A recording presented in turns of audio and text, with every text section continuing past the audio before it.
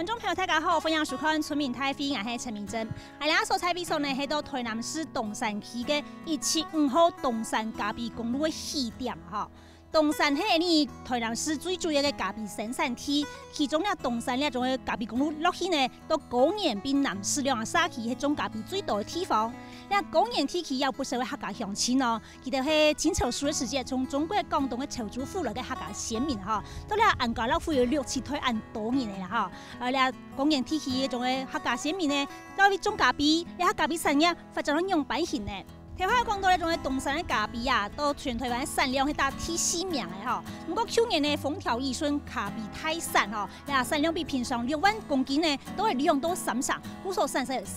問題啦吼。以下地方上嘅咖啡農，稱為種嘅區公所，我哋組成所謂咖啡地方創生小組。咁講到地方創生呢，今年也係行政院嚟推動地方創生人年啦吼。到底呢種嘅政府部門要嚟推動所謂地方創生嘅目的係乜嘅？地方上咖啡農要希望加大來提議一樣型嘅地方創生，帶動佢哋咖啡嘅品牌建立，同個產銷通路打開以外呢，有乜嘢嚟做？等下請到政府部門來做說分明，也請專家學者來分析強通的關係。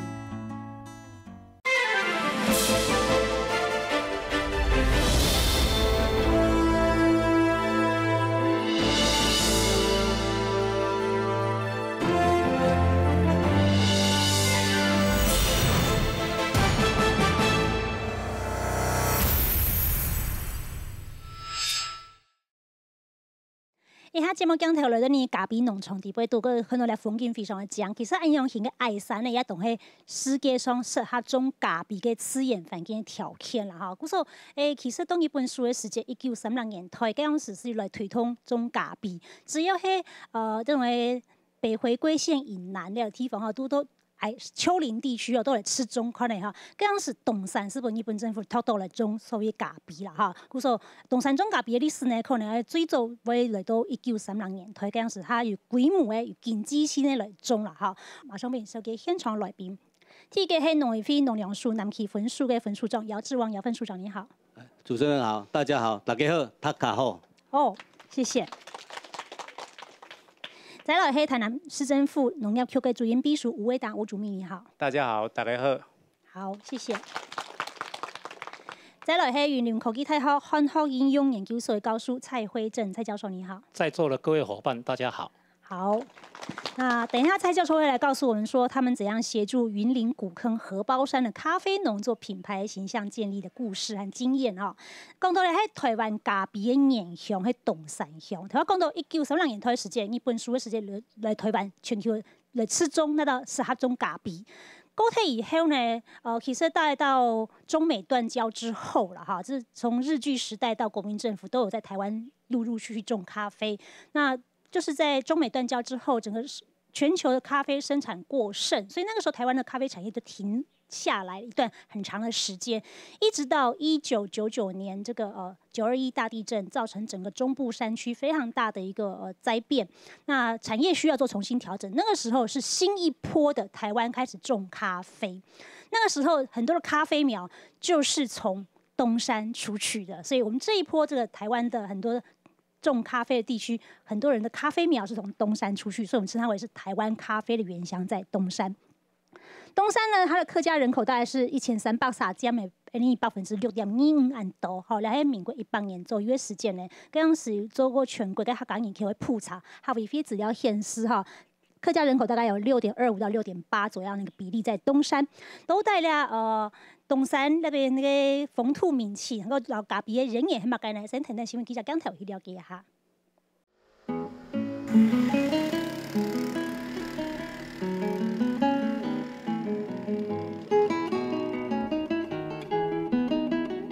台南東山工業社區往擺安做敦強，係人之社區地圖就是個15公尺高嘅矮山，社區地圖太多數年做好上搶，到清朝時都幾近帶到兩例。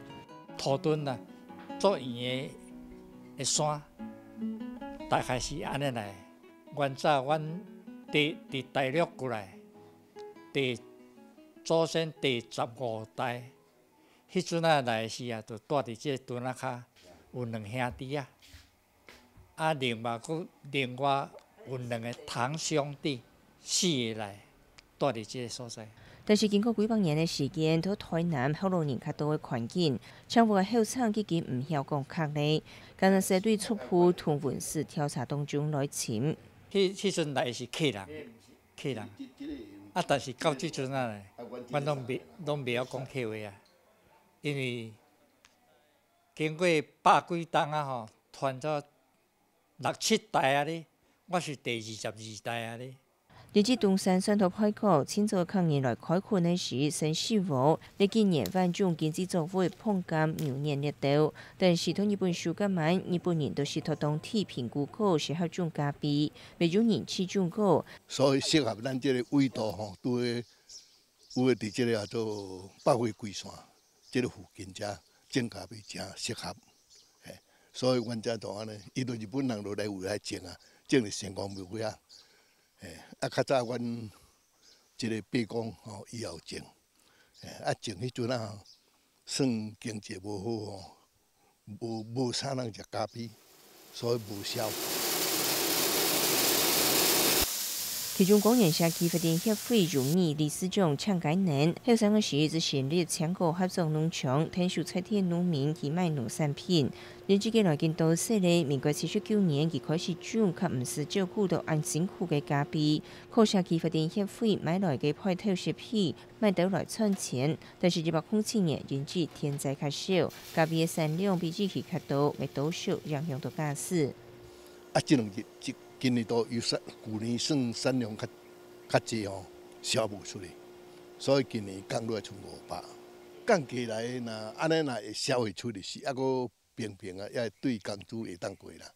吼，交碰感差不多啦，若伫这500安尼莫阁落落安尼，哦，要若落甲像去当啊种迄阵啊吼，300迄阵啊是无够成本。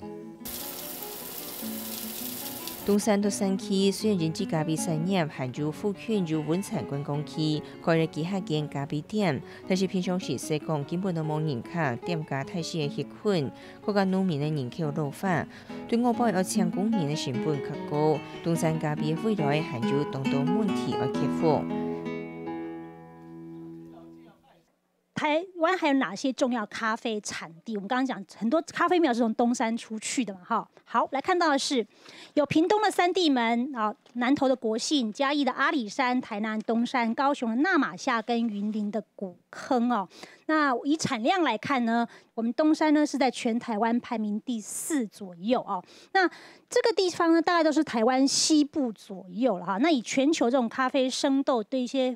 对产地啊或者风味类型的分辨来讲呢，有分成3大类型，有所谓的山地型、高原型跟这个海岸岛屿型哦。那整个台湾西部呢，大概都是比较接近中美洲、南美洲那种比较高海拔地区的高山型的咖啡豆哦。那它有花香、茶香这样的一个中度偏酸的特色，这些部分呢，大概都是符合我们所谓的在全球这种生豆里面所谓山地型的这种咖啡豆了哈，所以其实上呢是很不错的，有条件是可以来做好的这个发展的哦。那我想请教一下吴维达吴主秘，就是说，东山它除了说这个自然条件就刚好在北回归线以南嘛哈，这是全球的咖啡生产带，还有哪些条件造就了我们东山咖啡可以有这么好的这个一个成绩？嘿。那个日本也知道说，在北回归线附近尤其是台南，相当适合种咖啡所以他们开始就在南溪有一个咖啡的农场。那咖啡农场那当时候是在推广那个阿拉比卡的咖啡那就有人把它带到东山这个地方来，这个主要是东山咖啡的一个起源那起源以后，再经过几年，再适合这里的地形还有气候，那经过一个自然的演化以后，慢慢的咖啡在东山这边就成为一个当地的树种。就跟这里的果树一样在地化。那加上在这几年来在我们那个地方政府县政府、市政府每逢在10月到11月份的时候我们就举办了一个那个咖啡红的、橘子绿的相关的行销活动，然后加上我们在地的咖啡农，还有这些咖啡的业者。在加强行销以后，就把这个东山咖啡的品牌变成一个地方性的相当那个有名的一个农特产的一个品牌。去年呢，因为风调雨顺，产量突然暴增，就产生了问题。哪些问题呢？造成库存很多。好，1月份我们看到是有3万公斤的这个库存哈。那游客比较少，虽然说我们隔壁就是关子岭的温泉区，可是平日的时候这山路还是蛮安静的。可是假日的时候也许人很多，所以这个淡季旺季或者说周间跟周休之间的这个游客数是落差很大。再来是我们刚刚影片讲说降价求售，可是降价求售我们知道咖啡是劳力密集型的产业，人工成本很高，雇咖啡树是没有错，可是采咖啡要一个豆子一个豆子去采，还要水洗啊、脱壳啊什么等等这些。是劳力密集的，所以降价求售的话，哇，这可能就不符合人工成本了。再来是销路的问题，还有统合窗口这些问题哦。那我想请教一下我们的这个区长，就是说，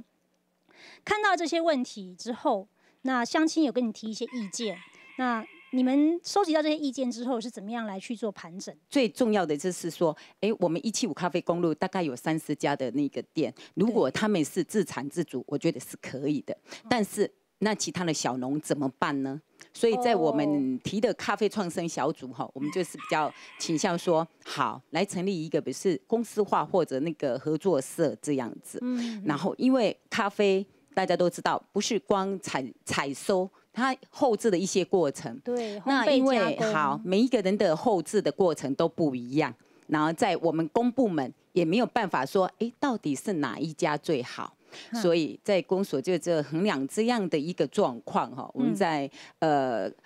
地方创生这一个的计划，我们也提给那个合作社这样的一个概念，就是说，是不是说我们以后就是来采收跟农民采收鲜果，然后再由这个合作社这一样的一个人员就是来办理这个后制的过程，然后就建立我们一个窑香的品牌。那有遥想品牌，然后才可以这样对外的来公开这样的一个跟那个进口都一个那个竞争应该是这样，我觉得是这样是可以替我们这一些咖啡农可以来顾全它的那一个。就是说，在东山的咖啡农的栽种面积，有人是比较大规模的，有人是比较小规模的。好，谢谢区长。那我想请教一下说，有没有我们的咖啡农民对于这样咖啡要来做成一个合作社，好像以前的香蕉啦或怎么样青果合作社那样方式，有觉得说还不错，还是有什么样意见？好，这位先生。拄只区长你讲，这个产量是我造出来，就是讲，伊个咖啡愈来愈大丛，伊产量会愈济，吼。今年景气有较差淡薄啊，所以咱有部分的咖啡销无出去，我感觉这个咖啡的产品是。毋是像咱水果安尼，讲产销，甲配去市场就甲卖掉。还有加工迄是甲咱的观光休闲的一个相关的食品啦。上重要迄个品质嘛是爱顾好啦。咱东山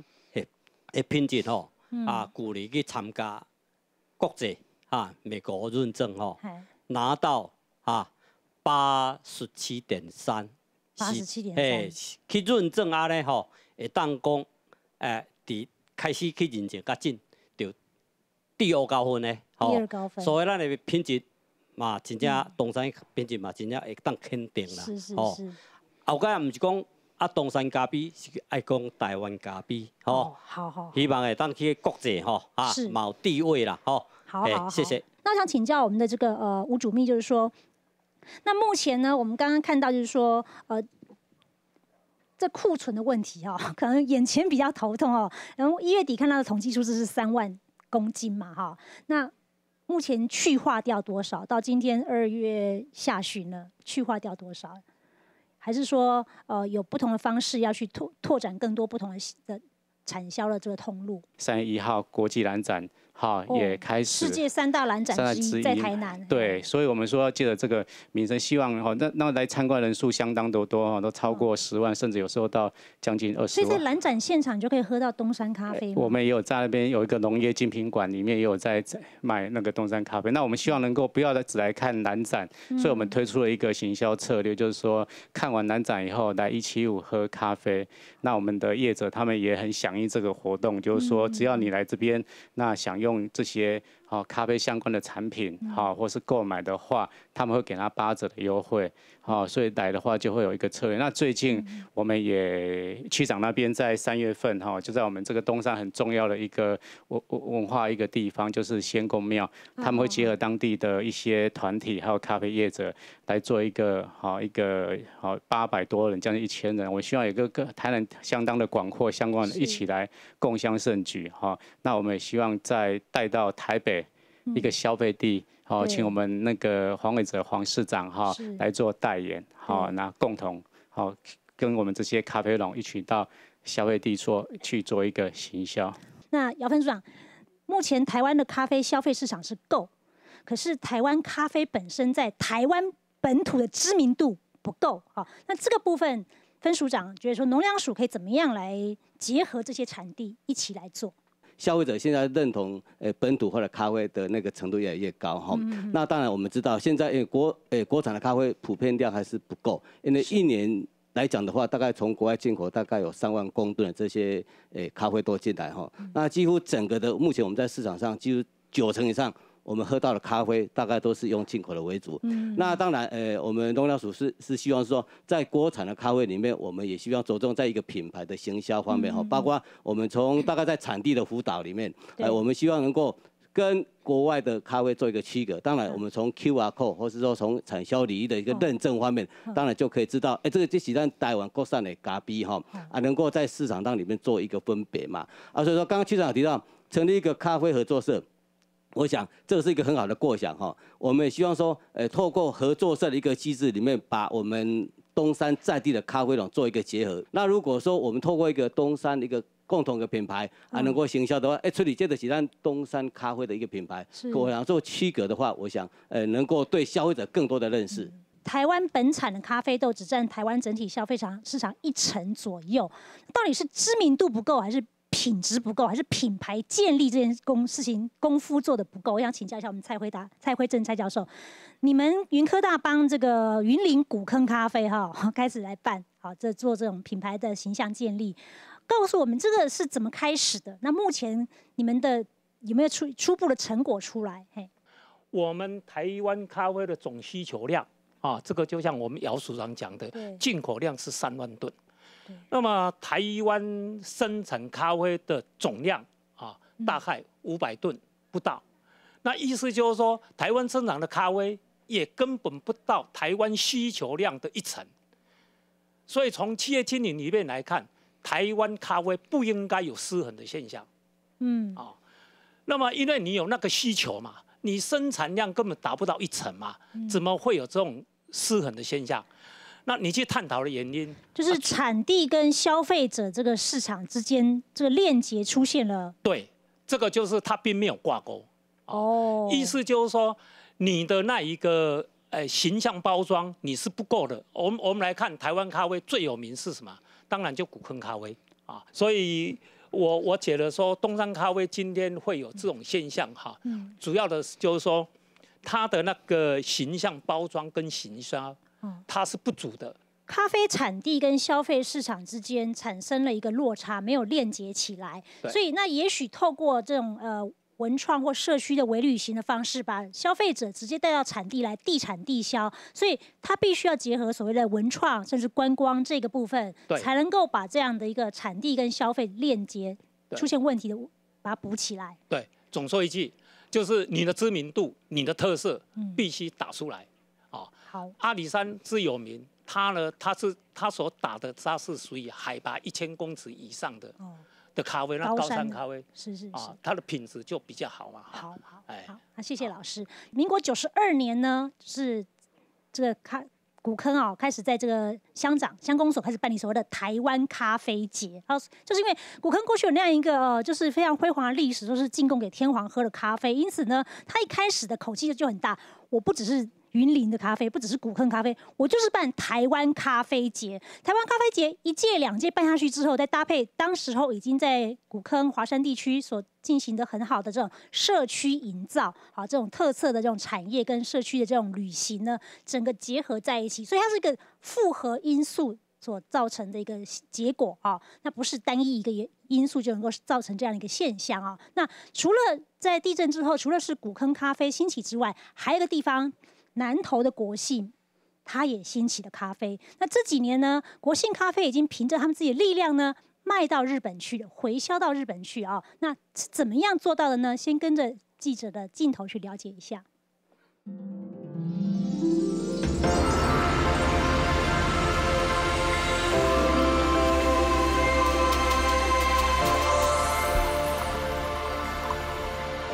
佢從事嘅生產嘅咖啡，國姓咖啡農民林年謙同本陽彭秋怡，透過咖啡園嘅生產管理，104年拿到國際肯定了後，社中到後年咖啡嘅年來前，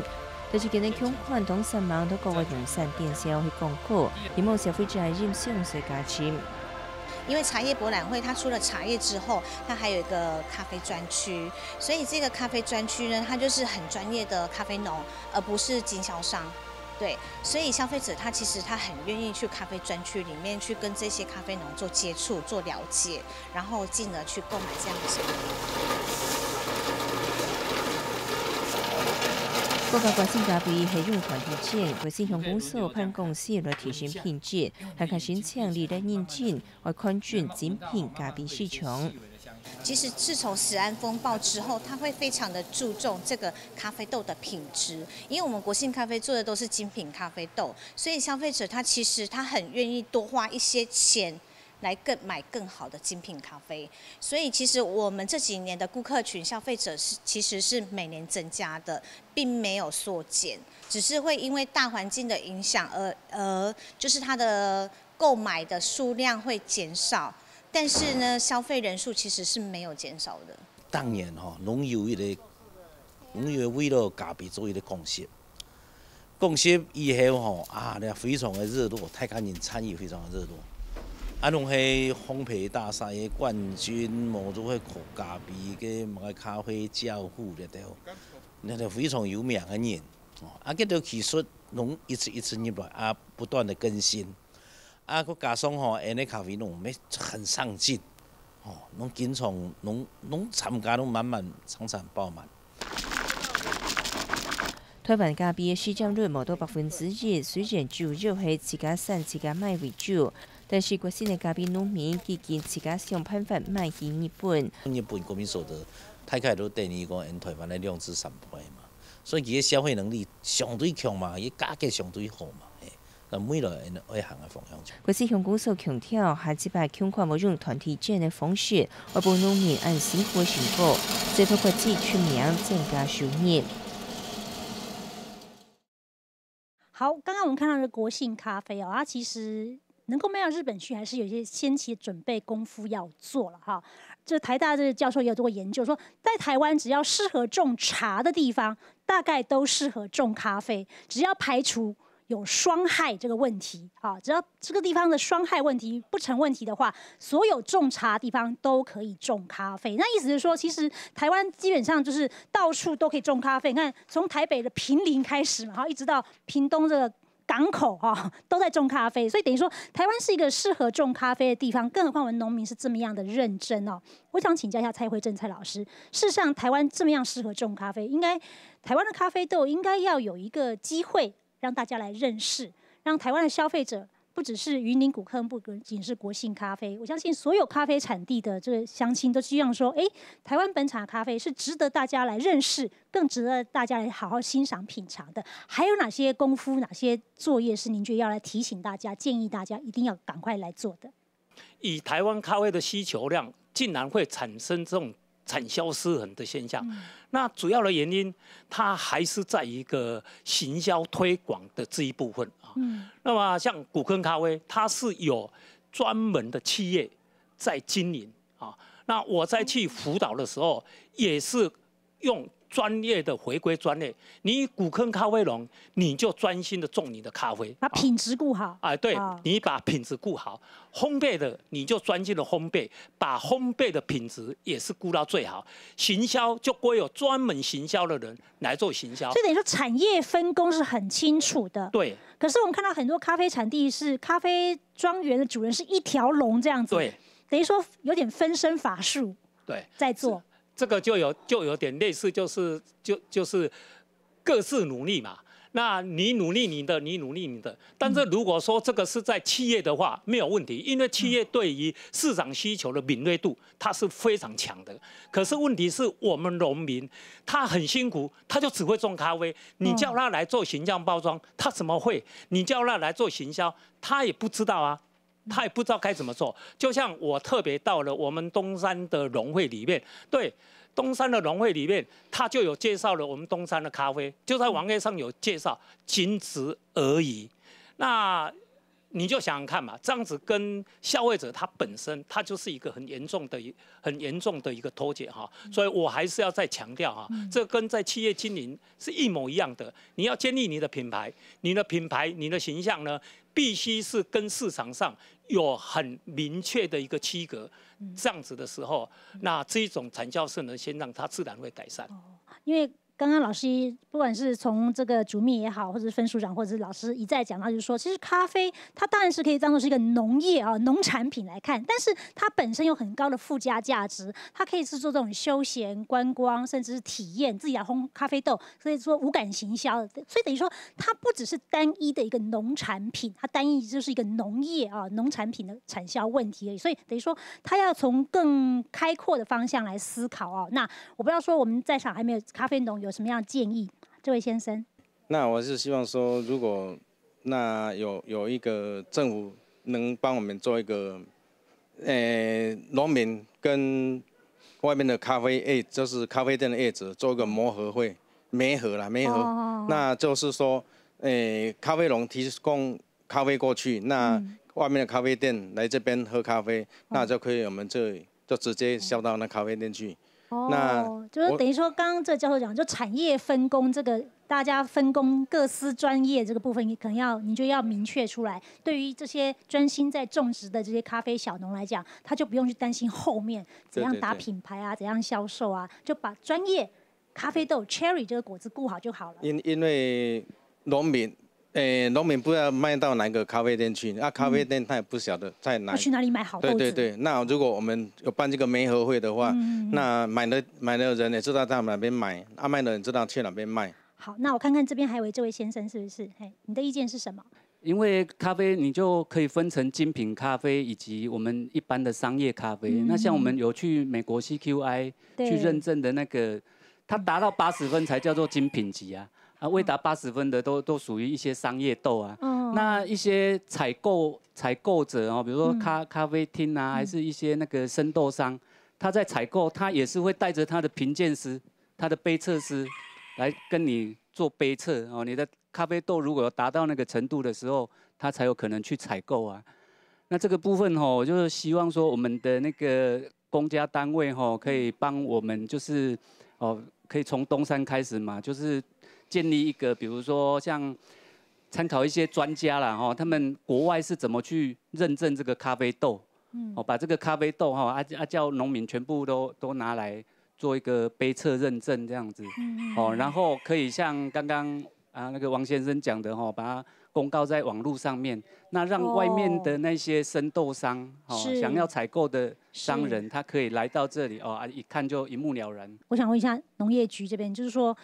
这位总干事希望说，针对东山咖啡，在不管是农业局的这个网站也好，农会的网站上面也好，当然农会是这个民间机构，就是说要更详细的露出，不能只是把当作是就是一项农产品啊，面积多少啊，产量多少啊，产销班有6班啊，班员有76个啊，67个，就只是这么简单的化约性的介绍，要更详细的把这些东西都纳进来。那这一次我们透过地方创生，是不是也会从下而上把这个东西能够更完整的建制起来，在网络上面？谢谢。东山咖啡的品牌刚刚主持人有讲说有好多古坑咖啡啦、果心咖啡，东山的品牌其实都跟这些阿里山咖啡并驾齐驱，然后他们也说希望能做一个标章。其实我们现在也希望能够用一个，我们现在市府有一个台南上青、台南雄青啊，哈，最新鲜的，对，台南雄青的品牌哈，我们说希望东山咖啡未来，好这些咖啡业者都能够来申请台南上青哈。那对外我们讲说东山咖啡就是一个品牌，就是台南上青的品牌哈。东山咖啡也没有那种粉木鱼珠，因为刚刚讲过，这里都是农民自己在生产销售嘛，没有说仿冒用别的，所以你买到东山咖啡绝对不会买到说进口咖啡啊或什么咖啡，那再加上到市府这边的台南上青的品牌在加持以后，相信这个品牌的建立会更优质。台南雄青啊，客家话叫做台南水市啊，就最新鲜最好的产品啊。好，那个别的这个产区呢，可能有一些这个不止一样的问题。那事实上，这些产区之间各自不同的这些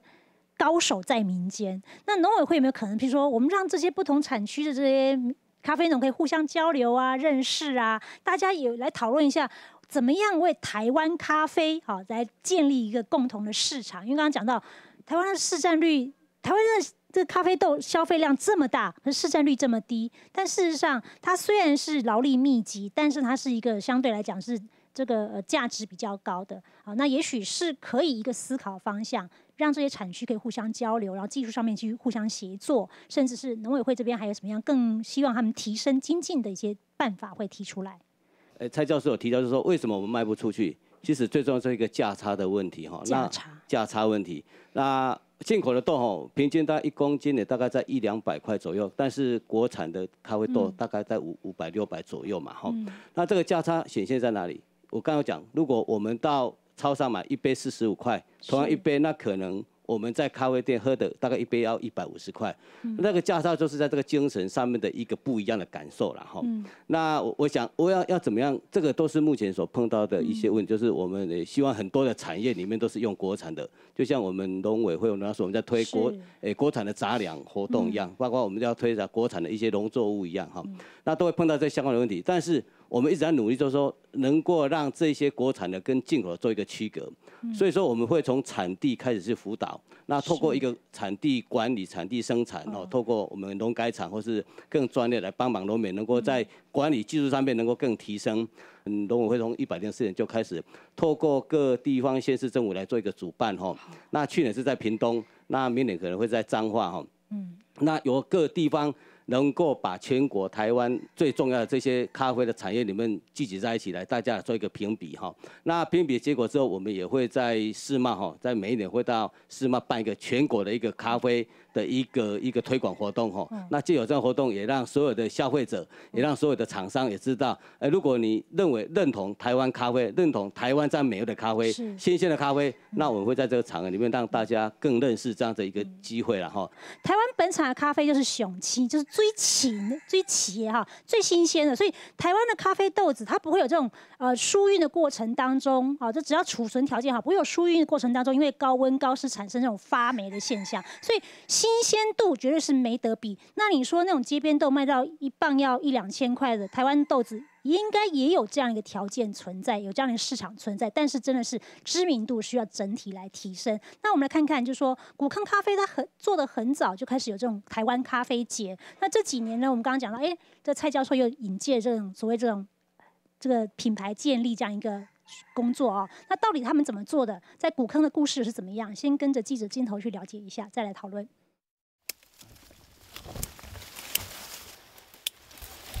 铁洞有细粒。呢條茫茫咖啡農民都想法，2年前唔盼對阿爸劉漢潮，因至近來見到細個無法兔自家來照顧咖啡園。第3胎咖啡奴劉義婷決心將故鄉來接，對阿公個胎就開始種嘅咖啡。這邊最早是在1932年，那當時古坑荷包山這邊，包含我的阿公啊，這一些，他們以前就是在這邊工作的，在裡面工作的人員啊，還要去阿公嘛出迄個日本書啊，都提供用來種咖啡啊。元旦我爸的時節佢種啊，佢做元旦做用木頭炒啊，用太木炒炒个简单摸板的机啊吼，佮炒搞混搞好咱拿出去卖金咱拿来卖的。日本首钢门日本人统军林荷包山种了300公顷的咖啡树，后来民国50年代，国民政府都投入去全亚洲生态的咖啡工厂，刘汉朝去农场做些照顾咖啡树，后来取得咖啡入市场自家没头种。元旦的天气啊吼，老一下无强用啦，一下伊年啦元旦较凉，较元旦也种咖啡清适合，清好啦。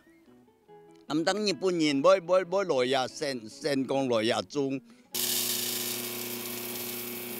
日本用制作简单的加工，刘义婷要特别铺的咖啡厅配套，坚持艰难卖古康产的咖啡，甚至门内去上课，要提供咖啡园的场地，帮民众做来良好咖啡的底线。从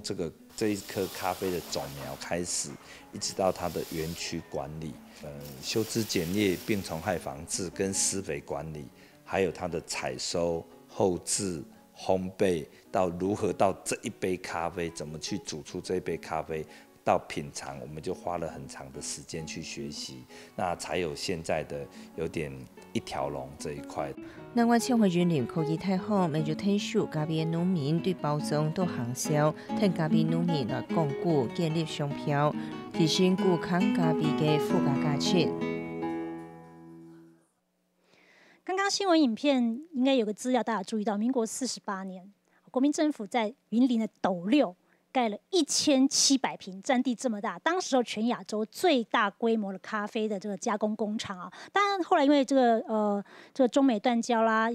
或者是说全球的咖啡生产过剩哦，还有就是说人工也比较提升啦，就是说种种因素使得台湾的咖啡呢，就因此就沉寂了好长一段时间，一直到地震之后，就是1990年代之后呢，才又是兴起的另外一个新的波段啊。那我想请教一下我们的蔡教授，刚刚这个影片后面有看，里面很多年轻的学生也开始透过你这样的一个教案哈，这样一个专案的执行，去了解咖啡，了解古坑，然后去开始为自己的家乡也好，为台湾这块土地也好，开始写故事。那这个过程当中，您觉得教学乡长、农民和你们这个团队之间彼此都得到了什么样的一个成果？那这个成果对于未来要推展咖啡产业或其他的这种地方创生上面，有没有什么值得学习的经验？帮产业、帮任何一个产品去写故事，是我们的专长。所以呢，在我带领的学生，他原来对咖啡，就连我本身对咖啡也原来不是那么的认识，但是到最后，在咖啡里面，我们师生得到很多的一个知识哈，所以我就觉得说，我们的团队跟农民结合在一起的时候，这个本身啊，农民也得到了一个他的那个咖啡的推广啊。那么我们的学生也得到了知识，这个是一个非常好的一个模式。我不知道区长，你们这个地方创生小组是不是已经开始跟台南县级这些企业已经做过一些联系，或者说已经拟好了一些名单？哦，有开始往这样的方向去走了吗？还是说你们其实在别的部分有不一样的想法？目前你们可以告诉我们，就是说你们的地方创生小组针对于这个刚刚前面讲这5大战略，有没有什么样的因应？有没有？对这个地方创生这一个哈，我们在这个计划刚刚有讲到说，那个网络平台的一个建立啦哈。对。那因为我们在国发会主委之前来开会，他就建议，因为我们白河、后壁、东山就是性质非常的相近，他建议由我们就是提出一个共同的计划，那么在里面一个子计划就是有一个就是那个网络平台的一个建立，所以应该如果这个平台的科技导入这个部分，对，所以目前跑得比较快是我们接下来讲科技导入这个部分。是。那我要问一下我们的这个吴主秘，就是说，我们刚刚讲到这个企业投资故乡。全台湾最大的连锁超商，它的故乡就在台南嘛，哈，有可能去找这种全国知名度的这企业来投资它的故乡台南嘛，包括东山咖啡，也许不是全台湾，就东山这边所有的连锁店，或是东山或台南所有几个观光热点的连锁店，可以喝得到东山的这个咖啡。没有错，当然这个都是一个平台，我们可以来做一个媒合啦。所以我们现在也在收集说星级饭店。好，台南市很多星级饭店，它有咖啡部门。我讲过，我们东山咖啡是精品咖啡，不是一般的是那个商业咖啡啊。所以我们对象要找好啊，你找。好，当然我们要找那个比较高等的。你说45块一杯的，可能他也不会买我们这个东西的。好，我们不要去说哪些课程不一样，对，市场不一样，需求不一样。对对。所以我们锁定了星级目标市场要锁定好。星级饭店的咖啡部门，好，那大家都已经是在这个认知精品咖啡了。那我们做一个媒合，让他们尽量往这个方面去。那企业认养，企业要看，就企业部门也有在喝咖啡的，然后甚至说他们有通路的，比较适合这一种，我们也来做一个媒合了。再来看到的是整合部会创生资源哦，那等于说已经整合了11个部会，37项计划要来把它跨平台的合作哦。那其中譬如说这样财政资源部分，那可能就财税部门就会来进行部分。那资讯的资源跟人才的资源哦，我们现在来看到这个品牌建立，我就要请教我们的姚芬署长，就是说农产加工就受限于农地农用，它不能够去做其他的加工或工业使用，这就是一个你要去做品牌建立的时候，那整个后续有很多的。没有错，就会产生问题。这个我跟各位再先预告一下，我们农委会针对这样子一个小型农产加工室，我们大概今年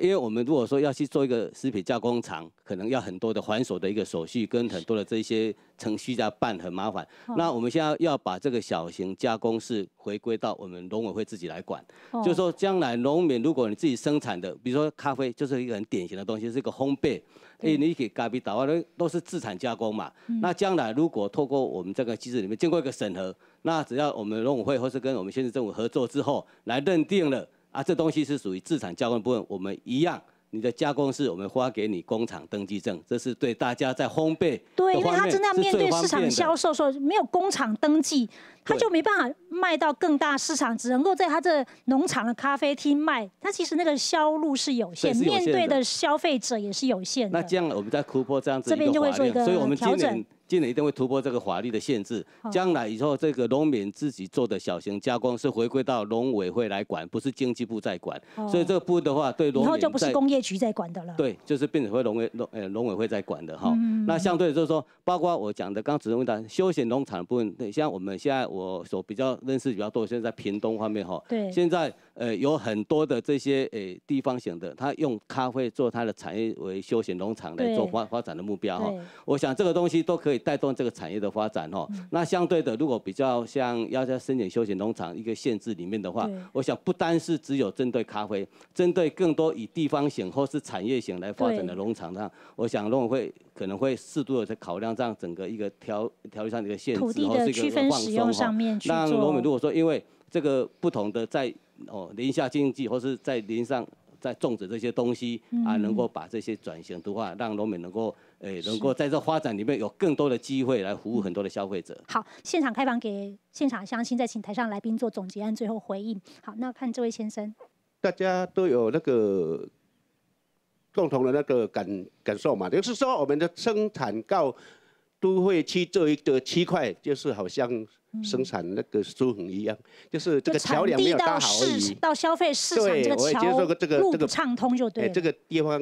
应该在政府公部门，能扮演这个做一个搭上这个桥梁的话，我想其实国产咖啡并不是说产量真的过亿的啦。我这卖起来，我有几个建议，就是说，其实我那边也有日本客人来要订购，可是我们有遇到很多困难，就是说我们要有生产履历、产地证明，是这个是要政府给我们一个认证的，比如说给我们辅导，是纳入一种，比如说一种正常的一种生产履历啊，这样的话日本人才肯给我们采购。而且刚才我们的区长也在说啊，现在其实这个产销履历，我们刚刚看从国信咖啡来看，他们就做这个产销履历，它是整个咖啡产销班所有的班员一起投入，就比如说什么时候施肥啦，什么时候施多少肥，这是用什么样生物防治啊，都要大家去把它都登记下来的。所以这个产销履历是要班员们大家共同来做，那等于说政府部门要协助你们来去完成这产销履历这一块，就不只是针对台湾的市场，也可以针对国外的市场，因为有产销履历。这个产地证明一定要的啦，产销履历也都是一定要的，因为要防止说这个进口的那种掺杂在里面嘛。所以这方面我们是建议说我们公部门他能给我们辅导啊，然后给我们这个认证，我们才有办法销到日本去。好，谢谢。我看到有位年轻的咖啡农啊，你来告诉我们，目前东山区公所就说我要做一个这种生产合作社方式啊，那导入很多资源啊，或者说我们刚刚讲到，譬如说有这个什么科技导入啦、社会参与创生啊，这等等等等之类。您觉得这些东西对于你们来讲，或对你个人来讲，你需要的是什么？这上面有提供吗？如果这上面没有提供的话，你提出的建议是什么？农民的话，我觉得就是大家要去思考自己在产业里面的定位。当然1到3级一定是3级最赚钱，大家都想要做3级。可是你要去思考，就是我在这个产业里面的定位。你如果像，因为每个你一进到2到3，你都要不同的专业知识的嘛。是。如果我今天我只是贩售 cherry 的话，那我可能我只要自己有相对应的管理。田园管理的知识就好了。那如果我今天想要卖的是咖啡生豆，那我势必就是要增进我咖啡后制方面的知识。再来，我卖是熟豆，那我是不是要去学烘焙相关的知识？最后我开店卖咖啡，那我又要学习冲煮的知识。是。所以那一项一项都是一个门槛呐。所以如果我是觉得大家要去思考在产业里面自己的定位。农政单位像外面其实他们也都开设非常多的课程，台南也有新农人。然后农民学堂，那其实我觉得是讲直接，也就是有没有心要做好这方面，你有没有心去想要学习？因为资源很多，是你有没有想要去接受这样而已。好，谢谢您的这个意见。那最后我想请教我们的蔡教授，就是说，我们刚刚讲到，除了政府部门去整合11个部会、37项计划之外，人才资源这个部分，我们刚刚讲，其实学校或产学合作、产官学合作，一直都是在很多政策的这推行的时候，一个常常被提出来讲的一个部分。那针对于这个部分，在人才资源部分，您觉得或者说这个学校这种，不管是这个研究单位也好，或者像你们这样的一个团队也好，能够给予地方的协助是什么？那么只要教育部一个命令然后鼓励我们师生那么走出象牙塔，然后呢走到农民的怀抱那么在这一边呢，对于师生他有教学相长，对于农民呢，他可以得到很多知识的一个增进很多知识。就比如说像刚刚我们一直在讨论的，就变成我们一个农民，他是要前人，他既要懂得种咖啡，他又要懂得种那个烘焙。然后他要懂得去做行销，这个基本上是不太可能就当然像年轻人比较容易学习，那像年纪大了，这基本上是有困难度的那么如果说我们的政府有一个成立的一个专类一个辅导那这个辅导可以是由各地区的大学由师生组成的这个辅导组，你需要生产的技术。那么我们就辅导你生产的技术，你需要品牌形象的建立，我们就符合那个帮你做品牌形象的建立。你需要行销，我们就帮你去建立那个行销的管道。这个就是目前我们营科大在一个扎根地方里面一直很努力在做，而且有相当的成绩。你说像剑湖山，那剑湖山就是我们营科大去辅导打出那个知名度你说溪头那一边也是一样。所以呢，我是觉得说这个从这一个产学合作的过程当中，你看我们的学生是不是也同样的吸收到整个农业产品的，不管从生产技术、从形象包装技术、从行销技术，我们的学生也可以学得到。那这个是一个最简单，而且又最有效，而且又最容易培养人才，而且这些人才，你国家花那么多钱的投资在这个教育。所谓合适，当然就是要支援学有所用，服务地方，对嘛？当然就是要能够支援到各种产业里面去嘛。这个是我个人的看法。而且又可以学用合一。没有错，学以致用嘛。好，像其实很多的这一次在这个所谓地方创生元年里面，有134个要优先推动地方创生的这种乡镇，它分作农山渔村型，还有这个中介乡镇跟原乡。基本上都是比较偏乡地区，这些偏乡可能都已经长期的是人口老化、人力外流，所以如何在人才资源这个部分能够取得比较多的这个方向的面向这些连结的话，我觉得是蛮重要的。以客家电视台来讲，成大有个客家研究的这样一个中心，那有很多客家籍的教授，他们有些人可能是从来成大念书啊，后来在成大教书，那有很多是岛内2次移民的客家乡亲，他们联合组成了一个客家的这样一个研究的团队，或联谊性质也有学术研究单位。那我觉得说，有没有可能生态改变呢？怎样的形象呢？做类斧头东山了就已经学路快、学路学的路学的地方，新学老路学再连接起来。除了做人才资源以外呢，地方创生也值得大家共同的达标啦哈。像今比替代的工作，所谓地方创生，大家可能对啊议题还非常的上分，但是村民特别会持续的带你去关心，目前的地方其实这项所谓的地方创生的时间，基本上现在的问题，大家建议喺物界共同来做好，你个地方舒服的你家乡。以上今日村民台币感谢杨曙宽，下礼拜上持续收听村民台币生态感恩之声，谢谢，谢谢。